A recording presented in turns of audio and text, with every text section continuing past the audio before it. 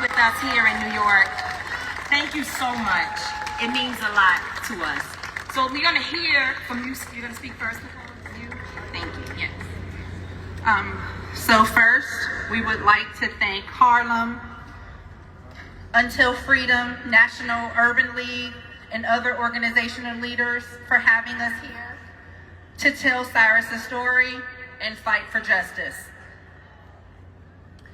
So we want to make the record straight because, of course, there's a lot of things that's going around on social media about who our son was and what he did, and we're just here to let you know the truth.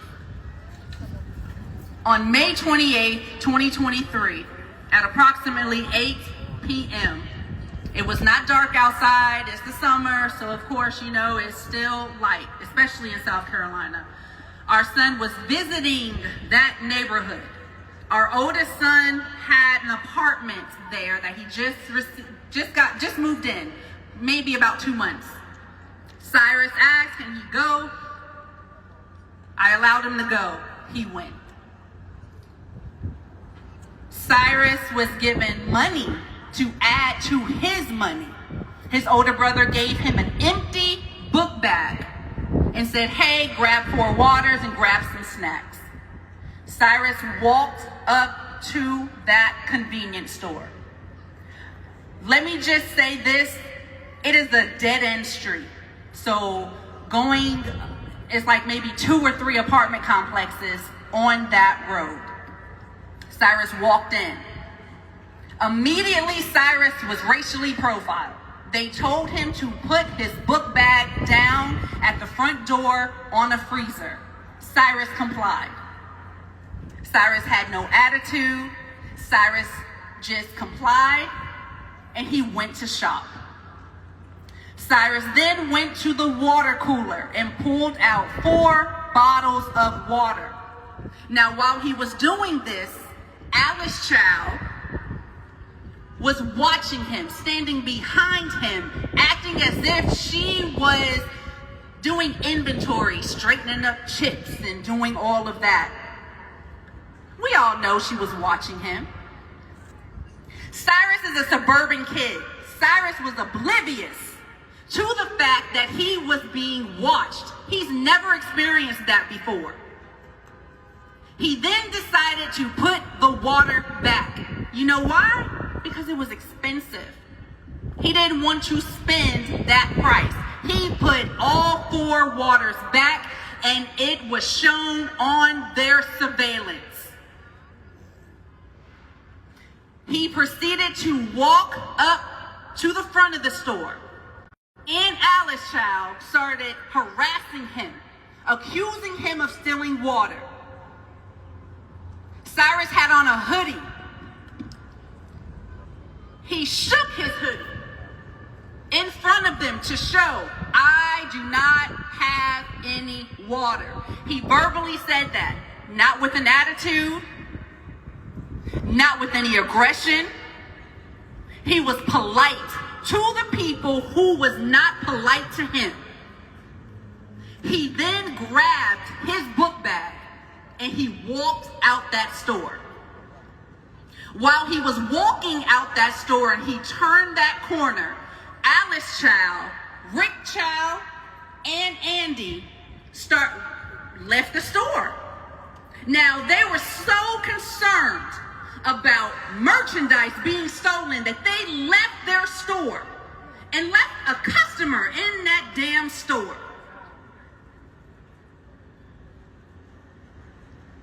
Then, Cyrus saw that Andy and Rick Child, 2 men adults, Cyrus was 14. He weighed 114 pounds. He was skin and bones. They chased him. He ran. He ran so hard, he ran out of shoes. Not only did he run out of the shoes, he dropped 2 phones. One of those phones was mine because his phone was off. It didn't have service. So while he was going over there, I was like, hey, here. He had money. On the surveillance, it showed that Alice Child not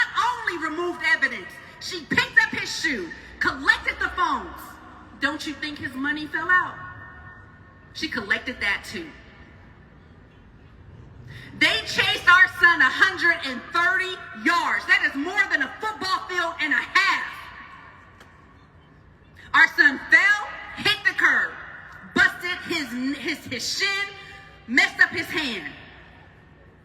He got up to try to run again. He fell again. He got up while he was trying to get up. That is when Rick Chow shot my son, our son, in the back with a 45 hollow point. And if anybody knows about that bullet, once it hits, it explodes. And it went in his heart. Our son died at the scene. Now, of course, during the trial, it was televised. However, media only took clips and pieces to make their own narrative, to make it seem that Cyrus was some sort of thug, that he was in trouble, that he robbed this store before. Cyrus did not know that damn neighborhood. He was a visitor.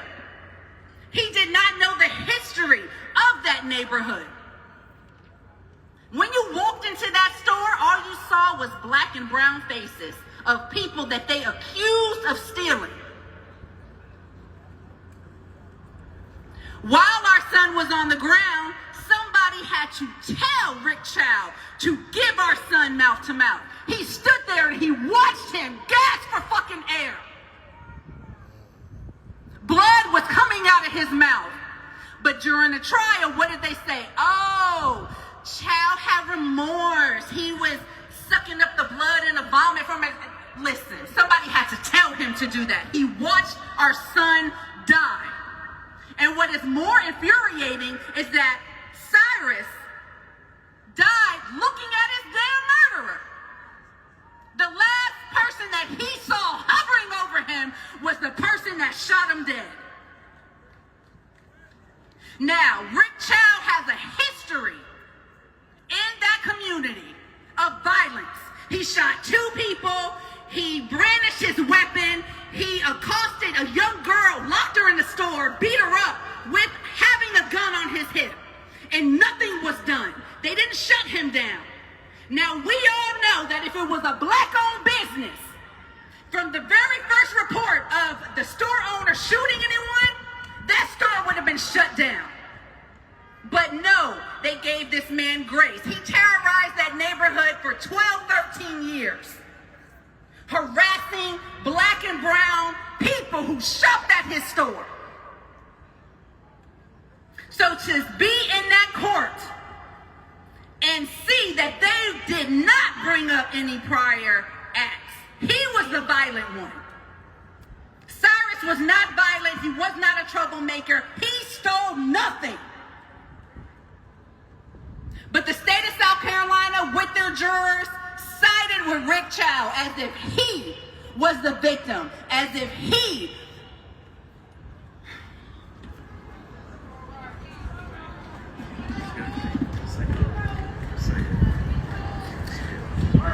used defense that he was fearing for his son's life. They were liars. We saw on the stand how Andy Chow lied on the stand, how the reports that he told the police was not the same of what he said on the stand. Where's the perjury? Where are the charges for perjury for that boy or man, because he's 22, 23 years old. He was 21 or 20 at the time that he chased our son. Where are the charges for Alice Chow for removing evidence, for initiating that chase? Because whatever she said in Cantonese made her husband and son chase after Cyrus. Cyrus's rights were violated when he entered that store. So where is the civil rights violation? They profiled our son. They followed him around. They harassed him.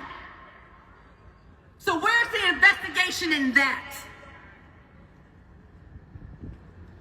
If Cyrus was such a bad kid, why would the principal of the middle school come out and let the entire world know what a great kid he was, how smart he was?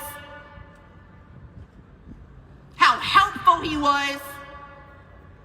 The state of South Carolina recognized Cyrus and gave him a Senate resolution. You don't do that to thugs. You do not get recognition from a state for your good deeds and that they are remorseful for your passing if he was a thug. So make it make sense. They can't. But what they want the world to believe is that Cyrus went in that store, had no money, had a gun that he was going to rob. No, he didn't. He was a 14-year-old boy. Now, yes, of course, our kids do things that we all do not know. Because, by the way, we were all 14, 15, 16. And the stuff that we did was not recorded by phone. Half the stuff that we got into, our parents would not agree. So for everybody that's coming on to our pages trying to say what kind of parents you are, what kind of parents you had? Do they know what you did? And the only reason that they saw a gun, yes, it was in his hoodie, possibly. That wasn't shown because what did he do? He shook his hoodie. Water makes sound. Any water bottle that you crinkling, you would hear it. They knew he had no water. They needed an excuse. And the excuse was they were wanting to bully him. There were bullies in that store. Because during the trial, they said they never chased anybody before. What made you chase a 14-year-old boy who was 114 pounds? Who stole nothing, who was not disrespectful, who did not brandish a gun, did not point a gun, did not do anything to you? What made you run after him and shoot him down as if he was a damn dog? Because as we know, animals in the United States of America has more rights than black people. If you beat on a dog, you go to jail. If you starve a dog, you go to jail. But it's okay to shoot a black boy in the back. It's okay because you say that you feared for your life. You saw no gun. Exactly. 130 yards they chased. Had they stayed on the property, looked at their surveillance cameras, they would have verified that Cyrus stole nothing.